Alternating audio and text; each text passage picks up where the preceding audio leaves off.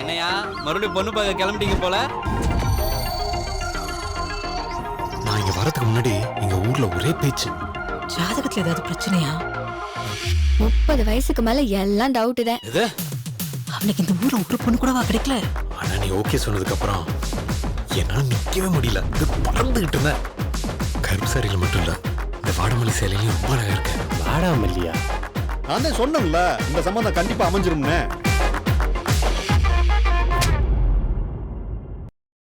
பயணம் தொடங்குது இங்கே, ஜென்மங்கள் 7 தொடர்ந்திடும் மாயங்களே.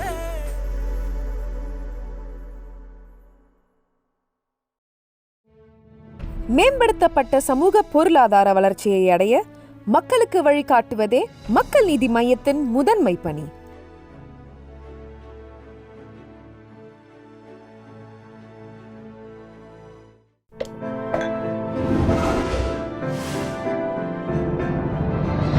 Chai with Chithra.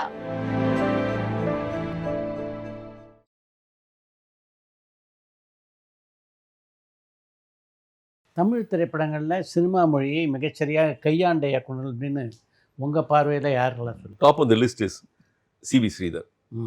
ஸ்ரீதரோட படங்கள்லாம் பார்த்தோம்னா இது அவர் எஸ்பெஷலி அவர் is fantastic cameras. Vincent sir cameraman. இவங்க 2 பேரோட combination was just phenomenal you know. உண்மை. ஸோ அவங்களோட நிறைய கற்றுக்க வேண்டியிருக்கு. They are true film makers. So அவர் நான் வந்து ஒரு ஐம் டாக்கிங் அபவுட் 1981, 82 அவர் முடிச்சாச்சு. சிவி இதெல்லாம் முடிச்சு. அப்போ நான் ஒரு தடவை மீட் பண்ணேன், அவரை போய் சந்தித்தேன். என்ன சார் நீங்கள் படமே பண்ணுறது இல்லை, நான் படம் பண்ணால் யார் வருவா என்னோட படத்தை பார்க்க? ஃப்ராங்காக சொல்கிறேன் ஹரி.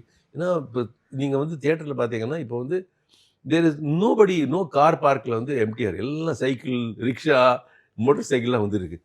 அந்த ஆடியன்ஸ்க்கு வந்து என்னால் படம் பண்ண தெரியல எனக்கு. I am a different film மேக்கர்னு சொன்னார்ப்பா அவர். ஸோ அவர் லெதர் பிஸ்னஸில் போய்ட்டார் அவர். ஆமாம். You know you are selling leather, import export leather. Ganapath ஹோட்டலில் ஒரு ரூம் போட்டுக்கிட்டு ஐ ஃபெல் சாரி, என்ன யார் இவ்வளோ பெரிய டைரக்டர் வந்து he has come to doing this work நவுன்னு. தட் இஸ் ஆல்சோ 1980 ஒரு சுச்சுவேஷன் பார்த்தீங்கன்னா நிறைய ஸ்டூடியோஸ் எல்லாம் க்ளோஸ் பண்ணிட்டுருக்காங்க. எல்லாம் அவுட்டோர் போயிட்டுருக்கிறது. பாரதி ராஜாவுடைய வரவுக்கு பின்னாலேயே எல்லாம் ஸ்டூடியோ குறைஞ்சு வேலை குறைஞ்சி போச்சு. And nobody shooting indoor. So first was casualty was Vijaya hospital. அந்த விஜயா ஸ்டூடியோ ஃபுல்லாகவே ஹாஸ்பிட்டல் ஆகிடுது. அப்புறம் தென் உள்ளே இருக்கிற ஸ்டூடியோஸ் எல்லாமே converted into you know publishing houses. And Prasad studios was the only studio. இந்த 3 ஸ்டுடியோ தான் தங்கிட்டு. Others all shut down. Gemini studio shut down. So there is a big shift from studio driven producers. அவங்க இருக்காங்கல்ல, அவங்களுக்கு ஒரு விஷன் இருக்குது, படம் இப்படி இருக்கணும். அந்த ப்ரொடியூசர்ஸ்லேருந்து இப்போ வந்து ஃபைனான்சியர்ஸ் படம் ப்ரொடியூஸ் பண்ணிட்டுருக்காங்க. So financier is not a producer. அவருக்கு என்ன கதை, அவருக்கு ஆர்டிஸ்ட் இருக்காரா, பாட்டு இருக்கா, இது இருக்கா, போருங்க, தே டோன்ட் கேர். ஸோ அந்த ப்ரொடியூசரோட ஒரு விஷன் இருக்குல்ல, எப்படி படம் இருக்கணும், அது போனதுனால தான் I think one of the big suffering. So after C V Sridhar, next person I loved is Balu Mahendra. Every film was a gem of his, and his last film like Veedu and magnificent black and white எடுக்கிறார் அவர். So beautiful. Of course, the other filmmakers I must recognize is Mani Ratnam. மணிரத்னமோட பெரிய quality என்னன்னா, அவர் வந்து அந்த 1985 சந்தர்ப்பம் சூழ்நிலை இருக்குல்ல, அது கரெக்டாக புரிஞ்சுக்கிறாரு. 1985 தான் ராஜீவ் காந்தி வராரு, பிரைம் மினிஸ்டராக வராரு. அவர் வந்த உடனே என்ன பண்ணுறாருன்னா, முதல்ல he liberalizes economy. இப்போ லிபரலைஸ் எக்கானமின்னா என்ன ஆகுது, அதோட கான்சிக்வன்ஸ் பார்த்தீங்கன்னா, முதல்ல அட்வர்டைஸ்மெண்ட் ஃபிலிம்ஸ் எல்லாம் ஏறுறது. இப்போ there is an increase in advertising promotion. அப்போ கன்சியூமரிசம்னு சொல்லுவோம் அது. அப்போ அந்த அட்வர்டைசிங் படங்கள்லாம் வந்து ஒரு they are setting up a new benchmark. ஷார்ட்லாம் எப்படி இருக்கணும், ஆமாம், கட்டிங்னா எப்படி இருக்கணும், லுக்ஸ்னால் எப்படி இருக்கணும், மாடல்னால் எப்படி இருக்கணும், ஆக்டர்ஸ்னால் எப்படி இருக்கணும்னு அவங்க ஒரு ஸ்டாண்டர்ட் டிஃப்ரெண்ட்டாக இருக்குது. அவங்க ஸ்டாண்டர்ட் செட் பண்ணுறாங்க. அது மணிரத்னம் புரிஞ்சுக்கிட்டார். அவர் இதுதான் ஸ்டாண்டர்ட் இனிமேல் இருந்து என்ன சொல்லி first thing it does is இந்த அட்வர்டைசிங் கேமராமேன் ஏதாவது ஷூட் பண்ணிக்கிறேன், நீங்கள் வந்து ஷூட் பண்ணிக்கிறேன் படத்தை. ஒவ்வொரு படமும் ஒரு ஆட் ஃபில்ம் மாதிரி இருக்கணும், பிளாக் எல்லாம் நல்லா அழகாக இருக்கணும். ஸோ இந்த அழகாக இருக்கணும் சொல்லியே மணிரத்னம் வந்து ஒரு புது பாணி உருவாக்குறாரு. And of course after the coming with collaborating with AR Rahman, it becomes even more sophisticated. So it is a new language. It is not about good film or bad film anymore. He has set a trend. And the trend வந்து அப்படியே it influences Bombay cinema also in a very big way. அவங்களே இதே ஒரு படம் பார்க்குறது should look good. So நான் அவர்கிட்ட சொன்னேன், ஒரு இன்டர்வியூவில் பேசினேன், அவர் வந்து கன்சியூமரிசம் என்னன்னா the product is there, but the packaging இருக்குல்ல இந்த ப்ராடக்ட், அது more important. Correct. Packaging is more important. So இது வந்து மணி சார் கூட ஜோக்காக சொல்லுவேன். நான் வந்து அவர் வந்து கோல்ஃப் விளையாட போவார். கோல்ஃப் விளையாடுறச்ச ஒரு மாதம் ட்ரைனிங் அவர் வந்து கேடிகிட்ட கேட்டாராம், எப்படிமா இருக்குது, நான் நல்லா விளையாடுறேன்னா 1 மாதம் ஆயாச்சுன்னு. சார் உங்கள் ஷார்ட்ஸ் எல்லாம் சூப்பராக இருக்குது சார், டைரெக்ஷன் தான் கொஞ்சம் தப்பாக இருக்குது. Joke. This is how it is, you know. See, for me the shot must come out very well. இது எல்லாம் சேர்ந்து ஒரு படம் என்ன டைரெக்ஷன் வந்து அது வந்து இட் ஹேப்பன்ஸ். பிகாஸ் அதில் வந்து எனக்கு கண்ட்ரோல் கிடையாது. There is good actors, great songs, choreographers, set directors, இவங்க எல்லாரும் கான்ட்ரிபியூட் பண்ணுறாங்கல்ல அதில். அது எல்லாத்துக்கும் நான் வந்து இந்த ஷார்ட் நல்லா வந்ததுன்னா அது போருன்னு நான் சொல்லுவேன். But there is a new language that அவர் உருவாக்குறார். த ஃபஸ்ட் டைம் நம்ம இதுவரை வந்து ஒரு கதை இலாக்காலேருந்து ஒரு ஸ்க்ரீன் பிளே வரும், ஒரு சேர்ந்து ஸ்க்ரீன் பிளே எழுதி அவங்க எல்லாம் இப்படி பண்ணலாமா அப்படி பண்ணலாமா. இப்போ அது வந்து then the second person who influenced Mani Ratnam சினிமாவா சுஜாதா. அவரோட ரைட்டிங்கே வந்து வித்தியாசமாக போகிறது. எல்லாம் வந்து short lines, 2 sentences, 1 word, 2 word, 2 word. So அது வந்து ஒரு யங் ஆடியன்ஸ் ஆர் வாட்சிங் த ஃபில்ம் 90s வந்து அவங்களுக்கு வித்தியாசமாக இருக்குது இந்த படம்னு they endorse his work. So he was a big trend setter. அதுக்கு அப்புறம் பார்த்தோம்னா 2000லேருந்து there is a huge shift happening. 2000 என்ன ஆகுதுன்னா there is a frustration with the government that's coming up. என்னையா எந்த ஆளும் everybody is promising something but they are not delivering. 50 வருஷம் ஆயாச்சு, என்ன நடக்குது இந்த கண்ட்ரியில் வந்து ஒரு ஃப்ரஸ்ட்ரேஷன் வரைச்சதான் நான் ஒன்று சொல்லுவேன், ஒரு டிஸ்கஸ்ட், சினிமா ஆஃப் டிஸ்கஸ்ட்னு வருது. இது ஒரு அருவருப்பு, என்ன இந்த வேர்ல்டுன்னு. அதில் முதல் படம் வந்து இந்த மாதிரி சீரியஸாக எடுத்தது வந்து Hey Ram. Very serious film, very serious. You know this is who killed Gandhi. You know இந்த காந்தியை கொலை செய்கிறது யாருன்னு வந்து வெரி காம்ப்ளிகேட்டடாக அதை எடுத்துகிட்டு போய் அந்த படத்தெல்லாம். அதுக்கப்புறம் பார்த்தீங்கன்னா எல்லா படமும் அதே மாதிரி. Then Bala comes in, and then Mysskin comes in, then Sasikumar comes in. இவங்க எல்லாருமே ஒரு காமன் தீம் என்னென்னா, இவங்க எல்லாருக்கும் வந்து ஒரு அருவருப்பு இருக்குது. இந்த சொசைட்டி நாசமாக போயாச்சு, நல்லவனுக்கு இடமே இல்லை அப்படின்னு ஒரு ட்ரெண்டு, அந்த frustration. And everybody did a brilliant job. And அவங்கவங்க ஒரு யூனிக் லாங்குவேஜ். இதுக்கிடையில் திரைமொழியை மிகச்சரியாக கையாண்ட இன்னொரு இயக்குனர் மகேந்திரன் இல்லையா? Mahendran, no doubt. But he very show. அவர் நிறைய படம் பண்ணலை. இது வெரி அவரை சந்திச்சிருக்கேன், ஒரு தடவை சந்திச்சேன். ரொம்ப சைலண்ட் மேன். வந்து அவர் he will not pressurise. Unlike Bharathi Raja, no, is very go getter, பண்ணி தாங்க போட்டு தாங்க, அந்த மாதிரி இல்லை. ஆமாம்.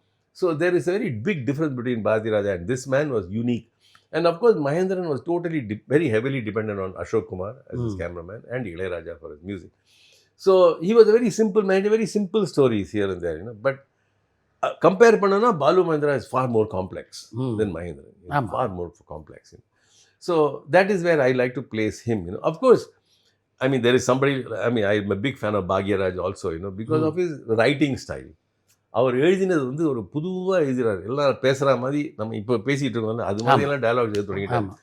So that was a big change. இவங்கெல்லாம் ட்ரெண்ட் செட்டர்ஸ்னு சொல்லலாம் ஒரு இது. And of course the biggest trend setter அவர் மறக்க வேண்டியது இளையராஜா.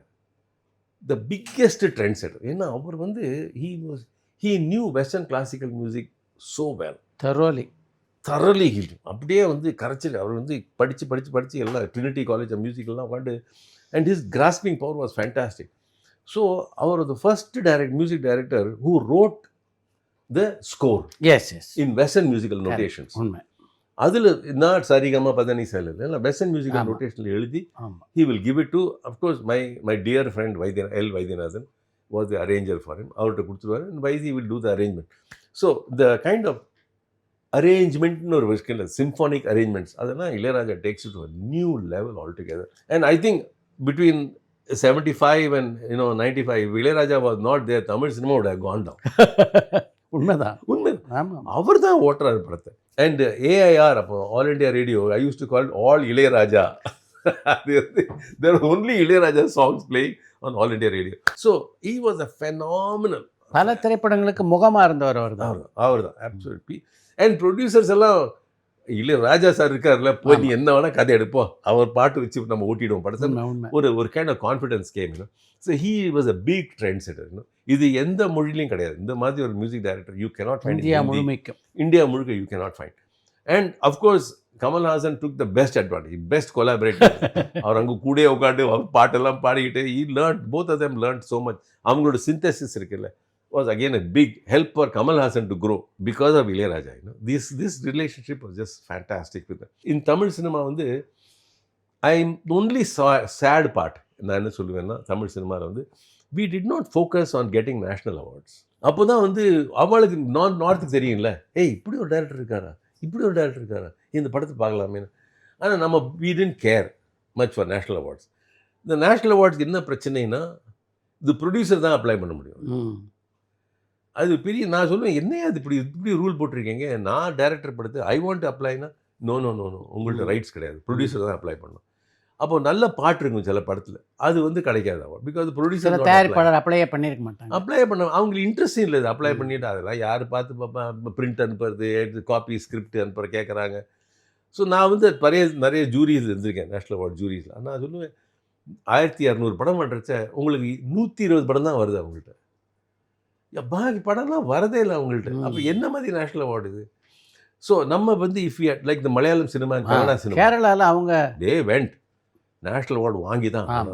அப்போ அது ஒரு பெருமை இருக்குல்ல, நான் இந்த படம் வந்து இன்டர்நேஷ்னலாக போகுது, இவங்க வெளியில் பார்க்கணும். எனக்கு ஆல்வேஸ் இந்த பாலுகிட்ட சொல்லுவேன், என்னப்பா உங்கள் படம் எங்கேயுமே வெளியில் போனதே இல்லையே. And Balu sir he has never traveled abroad, in his life. He has never traveled. இங்கேயே இருந்திருக்கார், சென்னையிலே இருந்திருக்கார் அவர். ஸோ உங்கள் படம்லாம் it should have been shown in Berlin or Moscow or Venice. ஆனால் இங்கேயே இருந்திருக்காரு. ஸோ அந்த இன்டர்நேஷ்னல் எக்ஸ்போஷர் கிடைச்சா தான் நமக்கு வந்து ஒரு அதர் ப்ரொடியூசர்ஸ் வில் ஃபீல், இந்த படம் பண்ணலாம் போல்ற இவங்க கூட. எப்படி வந்து பெங்காலில் பண்ணுறாங்க, மலையாளத்தை எவ்வளோ படங்கள் வந்து ப்ரொடியூசர்ஸ் எதுக்கு, அதூர் கோபாலகிருஷ்ணா இருக்கட்டும், அரவிந்தனா இருக்கட்டும், it could be KG George, they said chalo we will put it to the international film festival market. So அவங்க புரிஞ்சுக்கிட்டாங்க இந்த படம் வந்து மலையாள படத்துக்கு மீதி இட் இஸ் ஆல்சோ ஒரு இன்டர்நேஷ்னல் ஃபில்ம். தேசிய விருதுகள் பல முறை நீங்கள் வந்து அந்த குழுவிலே இருந்திருக்கீங்க. தேசிய விருதுகள் டிரான்ஸ்பரண்ட்டாக இருக்குன்னு நினைக்கிறீங்களா? டிரான்ஸ்பரண்ட்டாக இருக்குது. It is transparent depending on the kind of jury they have selected. என்ன பிரச்சனைனா, அவங்க வந்து jury selection will start 2 weeks before the date. ஏன்னா அவங்களுக்கு பட்ஜெட் அலோகேஷன் ஆன எல்லாம் அதுக்கு அவங்களுக்கு பிரச்சனை இருக்குது. இப்போ 2 weeks முன்னால் which director will be free to come as jury member or music director? அவங்களாம் யாருமே வர, ஏதோ சில பேர் எல்லாம் fade out director, music director, அவங்களாம் வந்து உட்காருவாங்க. கிடைக்கிறவங்கள வச்சு நடத்த வேண்டியது. ஆமாம், அவங்கள வச்சு கரெக்ட் ட்ரெண்ட் புரிஞ்சுக்கிறவங்க வச்சுக்கணும் நீங்கள். ஆனால் யாரெல்லாமோ வருவாங்க. இப்போ நான் சேர்மேனாக இருக்கிறச்சே இந்த ஒரு 2012 ஐ ஆம் த ஒன்லி ஃபிலிம் டைரக்டர் இந்த ஜூரி. யாருமே இல்லை டைரக்டர். ஒரு ப்ரெஸ் ரிப்போர்ட்டர் இருக்காங்க, காஸ்டியூம் மேக்கர்ஸ் இருக்காங்க, ஜெர்னலிஸ்ட், அவன் ஒரு ஸ்க்ரீன் பிளே ரைட்டர் இருக்கார், ஒரு மலையாள எக்ஸ் ப்ரொடியூசர் 2 பேர் உட்காந்துருக்காங்க, ஒரு ஆந்திராவில், ஒரு ஒரிசாலேருந்து ஒருத்தர் வந்துருக்காரு. So I am taking all the decisions because நான் அவ்வளோ சினிமா படம் பார்த்துருக்கேன். ஸோ நான் சொன்னேன், yes other member should be equally strong, விவாதிக்கிறதுக்கு, to get a good attention to அவர் ஃபில்ம்ஸ், பட் அதெல்லாம் it's a government award. So டிரான்ஸ்பரண்ட்னா it is transparent, which means அவங்களுடைய என்ன யோகியம் இருக்கோ அந்த ஜூரியோடு அதுக்கு தான் அவார்டு.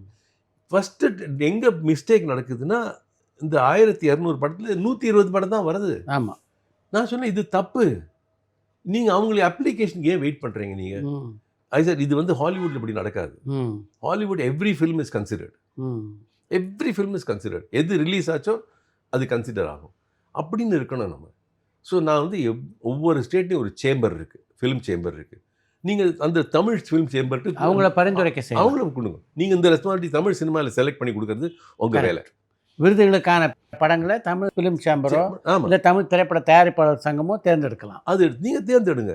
அவங்க இப்போ ஆல் சப்போஸ் 12 லாங்குவேஜ் ஸ்டேட்ஸ் இருக்குன்னு வச்சுங்க, அவங்க எல்லாரும் சேர்ந்து ஒரு லிஸ்ட்டு கொடுப்பாங்க. அருமை. அது நீங்கள் பாருங்கள். இந்த ப்ரொடியூசர் அப்ளிகேஷன்லாம் வெயிட் பண்ணாதீங்க நீங்கள். ஸோ இப்படியெல்லாம் சொல்லி பார்த்தோம், இது வந்து லேப் சர்டிஃபிகேட் வேணும், processing, censor certificate, all kinds of problems they have.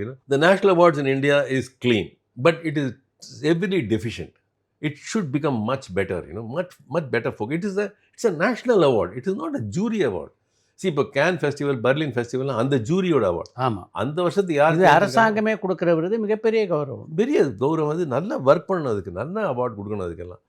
So but that is the problem with Indian cinema. நீங்களும் ஒரு தேசிய விருது வெற்றியாளர் தான். அந்த 7வது மனிதன் எப்படி அமைஞ்சது அதை சொல்லுங்கள். இங்கே நான் தமிழ்நாட்டுக்கு வந்த பிறகு ஒரு சில்ட்ரன்ஸ் ஃபிலிம் வாண்டட் தங்கராஜ் படம் இருந்தால் கொஞ்சம் 10 பேர் பார்த்தாங்க. ஜெமினி லேப்லேயும் பார்த்தாங்க. அந்த ஜெமினி லேபில் வந்து பழனியப்பன் ராமசாமின்னு அப்போ வராங்க. So he had a very good friend call Palayamkottai Shanmugam. அவர் ஒரு லாயர். ஆமாம், இஸ் கலைஞர்ஸ் லாயர். ஸோ அவர் வந்து இன்ட்ரடியூஸ் பண்ணி விட்டார். ஹரிஹரன் நீங்கள் பாருங்கள் அவர்.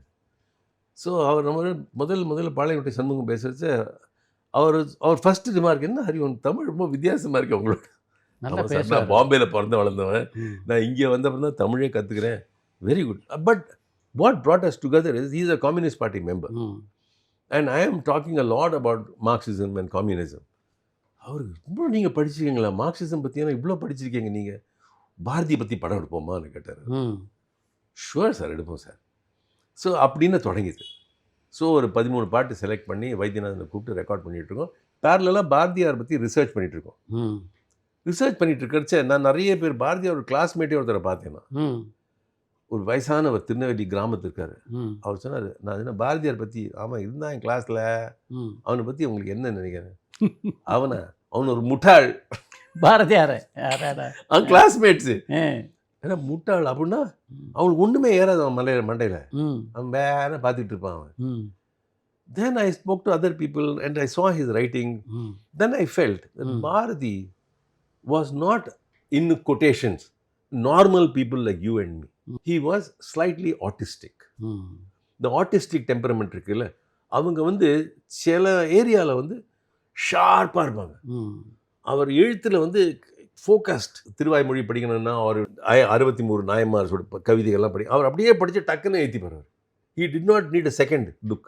ஏன்னா that is his power of poetry. So அவர் வந்து பியோர் போயட் அவர். ஆனால் அது ஆட்டிஸ்டிக் போயட். அப்புறம் சில ஃபேமிலி எல்லாம் கேட்டேன், அவர்லாம் ஃபேமிலியெல்லாம் ரொம்பலாம் பார்த்துக்க மாட்டார். அவர் வருவார், அவர் எப்போதுமே sometimes he is happy wheezing, sometimes he is not, கொஞ்சம் டிட்டாச்சாக இருப்பார். And of course everybody knows that he was also addicted to ganja. He was having that also. இதெல்லாம் ரிசர்ச் பண்ண அப்புறம் I felt it's a beautiful film to be made here. But that is Bharathiyar which we saw in Kappalottiya Thamizhan. That is not the real Bharathiyar. That is the mythological Bharatiya. The real Bharatiya is a troubled man. காலையுத்து இந்தியா சிமெண்ட் ஒரு case போட்டார். இதெல்லாம் நிறுத்தணும், இந்த புகையை நிறுத்தணும்னு சொல்லி ஒரு case. அது அந்த கேஸை பற்றி நம்ம படித்தோம். சரி சார், இந்த கேஸ் வச்சே படம் அப்படின்னு சொல்லி தான் ஐ மேட் 7வது மனிதனோட ஸ்கிரிப்ட். சகலகாலம் அவர் ஓடிக்கிட்டு இருக்கு. அங்கே போயிட்டுருக்காங்க எல்லோரும், இங்கே எப்படி வருவாங்க? ஆமாம், என்னப்பா இது படத்து ஆட்கள் வரணுமே இதுக்கு அப்படி சிந்திச்சு கொஞ்சம் திரும்பி அப்படி பார்த்துட்டு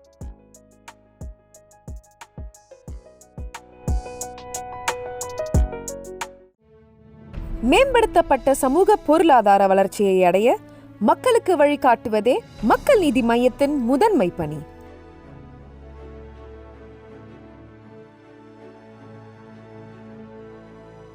பரபரப்பான சினிமா செய்திகள், நட்சத்திரங்களின் பேட்டிகள், சினிமா வரலாறு ஆகியவற்றை பார்க்கவும் படிக்கவும் உங்களுக்கான இணையதளம் touringtalkies.co.